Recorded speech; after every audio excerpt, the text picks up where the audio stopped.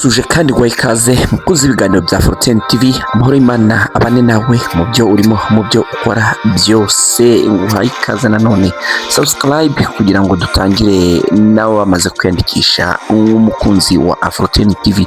Hiro Willis nuri kumva ndetse n'inge tubana mu biganiro bitandukanye na Fortune TV of course. Umugabo bita The Ben Mugisha Benjamin uri witegura, uri mu myiteguro, urimo yitayarisha gake gake kugira ngo icyo bita vocals amanuke neza, maze agukorera icyitwa igitaramo kidasanzwe aho bita muri BK Arena, ahazaba ari guhigana ubutwari na mugenzi we Itahiwacu Bruce uzwi ku izina rya Bruce Melody.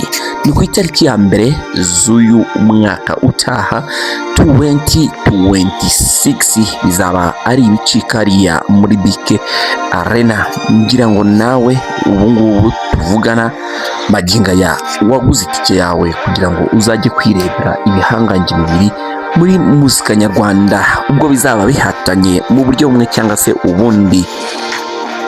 Yemwe hari abavuga ngo nta competition, ariko mugenzi we umwe Bruce Melody we yarabyivugiye ati ntabwo yabura competition, ntiyabura rwose ko byagenda kose, ati bitewe nuko abafana bayizana.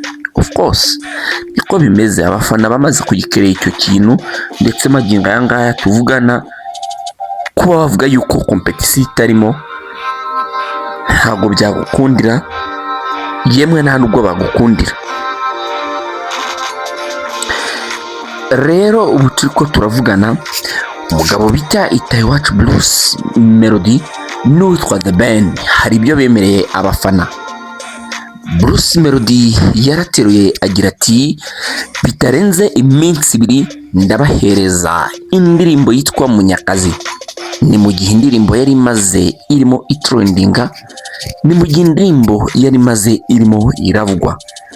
None hakimara kubivuga uwitwa Mugisha Benjamin uzwi ku izina rya The Ben nawe yahise agira ati bitarenze iminsi 5 ndabatamo ikitwa indirimbo yitwa Mumi Ndabyo Zanjye. Ubu turimo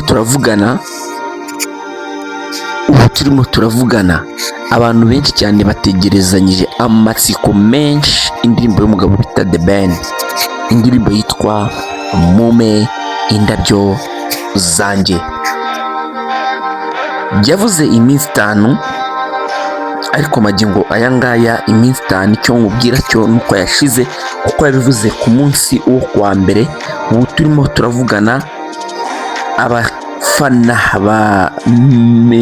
ba The Ben, ubu ngubu turimo turavugana bamaze kwidemarika mu mitwe yabo ko bategereje indirimbo ya The Ben.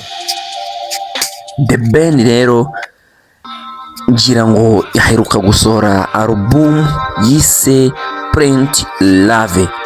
Print Love niyo aheruka gukorera icyo bita tour cyangwa se kugenda aririmba hirya no hino. Yewe aheruka kwikorera igitaramo cyabereye muri BK Arena n'ubundi muri The New Year Glove ya indi ngarukamwaka, ku buryo rwose yaje kubiriho indirimbo zikunzwe nk'itwa Print, n'ubundi Print Love nayo yitiriwe album yose. Si yo gusa kandi hari hitwa True Love ari kumwe na madamu wiwe Pamela Uwikeza, indirimbo yashimishije abantu bitewe n'ukuntu yagitinzwemo, ariko hataburamo n'abayigaye bitewe n'uko nyine amasho yayo yagaragaraga, bakavuga bati Pamela ntago yarakwiye kuza kugaragara mu ndirimbo ya The Ben ameze kuriya. Ariko nk'abantu bakurikira umuziki bya hafi bo bemeza yuko indirimbo imeze neza rwose mu buryo bw'amajwi ndetse n'uburyo bw'amashusho, akaba ari indirimbo nyine igaragaza ubuhanga, ubukaka n'ubushongore bw'umugabo witwa Mugisha Benjamin uzwi ku izina rya The Ben. Magingo aya ngaya turimo turavugana rero nyuma y'iyo alubamu witwa The Ben aheruka gusohora akayishyira hanze, magingo aya ngaya turimo turavugana nta yindi ndirimbo ye irajya hanze. Ikigaragara cyo nuko umwaka wose urashize witwa The Ben adasohora indirimbo, icyo bita to disappoint your fans. Ariko yagize gutya arijajara mu bihe byashize, ariko indirimbo sinyitaka kubera yuko niyo umugabo bita Mbosso wo muri Tanzania wakoze remix y'indirimbo yitwa Power, akayikora imwe ari kumwe na The Ben, ndetse yakoze ari kumwe na Bien wo muri Kenya, indi ayikora ari kumwe n'uwitwa Bien na Khaligraphy Jones of course, iyindi ayikora ari kumwe n'uwitwa Darasa wo muri Tanzania umuraperi, ndetse n'uwitwa Bir Nas nawe ni umuraperi. Magingo aya ngaya rero benshi bakaba bategerezanyije amatsiko indirimbo The Ben yabemereye yitwa Mumi Nabyo Zanjye, Indabyo Zanjye, cyangwa se Give Me My Flower. Till now ngira ngo nawe ukunda The Ben, ukimara gukubita amatwi ibi ndimo ndavuga, nawe urahita ubyiyumvira kabisa, nawe urahita wibaza uti kuki ino ndirimbo itarajya hanze. N'aha ngaha twakwibaza byinshi. Ese ni bya bindi bya The Ben yagiye yemerera abafana indirimbo mu bihe bitandukanye bikarangira itagiye hanze? Kubera yuko nidusubiza amaso inyuma turaza gusanga ahantu The Ben yagiye yemerera abafana be indirimbo mu bihe bitandukanye, ariko bagategereza amaso agashya. Ahagana mu mwaka w'2022 The Ben yemereye abafana be indirimbo ari kumwe n'ubita Tiwa Savage, nyuma y'ubwo yari amaze gukora indirimbo yitwa Why,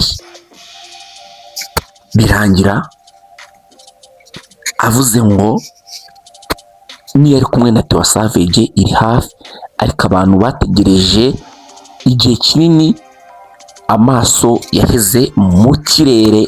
Magingo aya ngaya turimo turavugana, bamwe rero mu bafana batangiye kujujura bibaza bati ese yabagiye kubidukora, cyangwa se izasohoka ino ndirimbo habura nk'umunsi umwe cyangwa se iminsi ingahe kugira ngo igitaramo kibe cya The New Year Groove? Kubera yuko ubu ngubu ndimo ndakuvugisha cyangwa ndi kukubwira ibi ngibi, iminsi 5 yashize, iminsi 5 yarenze, aricyo gihe The Ben yari yemeye gutangamo indirimbo, kubera ko yabyemeye ari kuwa mbere, ariko magingo aya ngaya kwa sasa ntabwo indirimbo turimo turayibona. Si we gusa, kubera yuko byagiye biba no ku bandi bahanzi ntari buvugire hano, kubera yuko sibo turi kuvugaho aka kanya, sibo badupromisinze indirimbo, ahubwo ndi kuvuga ko bita Mugisha Benjamin ari we The Ben. Reka rero dutegereze gake gake tugenda tureba yuko The Ben asora ino ndirimbo. Ngira ngo murabizi yuko dukora challenge z'indirimbo, ayisohora natwe duhita tuyikora icyo bita kubatamo.